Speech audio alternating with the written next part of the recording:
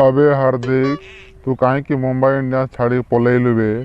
आमे तो पाई सब मैच हारुचु 6टा मैच हारिलुणी जानिलु तो ये वर्ष कौन है कि जानी सब मुंबई इंडियंस छाड़ी पलैलुणी आउ कौन करवा 6टा मैच हारिलुणी।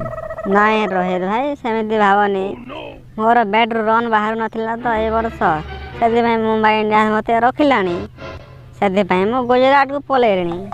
अबे हार्दिक तू पले आ मुंबई इंडियंस को 6टा मैच हारिलुणी पूरा तुझे टिके भी दुख लगुनि। तू एत वर्ष आम टीम रे खेलिलु तुते पुणी दुख लगुनि पलेआ न आसबू जदि तोते इंडियन टीम रू भी बाहर कर दे मु पूरा कैप्टेन अच्छी आग वर्ल्ड कप रे भी तोते चांस देविनी तो शीघ्र पलेआ किसी बहाना करी।